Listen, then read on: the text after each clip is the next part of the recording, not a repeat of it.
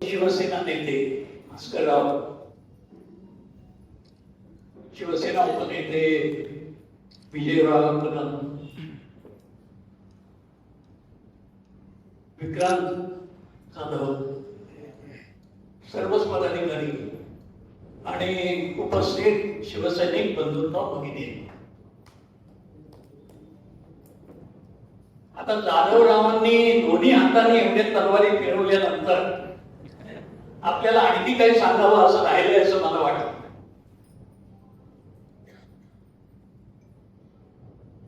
मगाशी कोणीतरी बोलताना आपल्या मनातली इच्छा व्यक्त केली आणि बोलण्याच्या ओघात ते भास्कररावांना भावी मुख्यमंत्री म्हणून म्हणाले. मला पण आनंद झाला.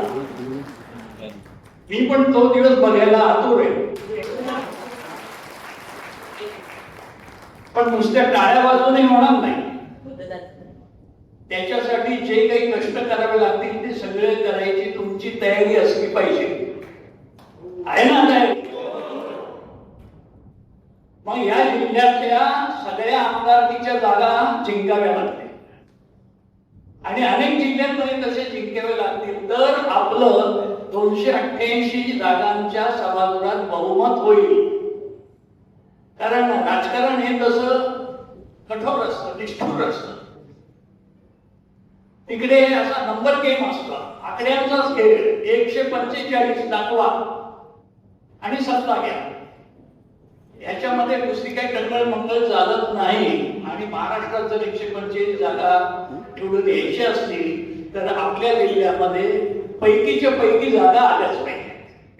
आणि एवढी जिद्द बाळगून आतापासून काम केलं तर 3 वर्षामध्ये हे आपल्याला घडवता येईल. ते तुम्ही घडवा आणि मग हक्काने आपला मुख्यमंत्री मागा असं माझा तुम्हाला कळलं.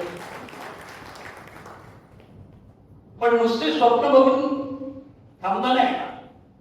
स्वप्न बघायचं पण स्वप्न पूर्ण करायला जागा राहावं लागतं.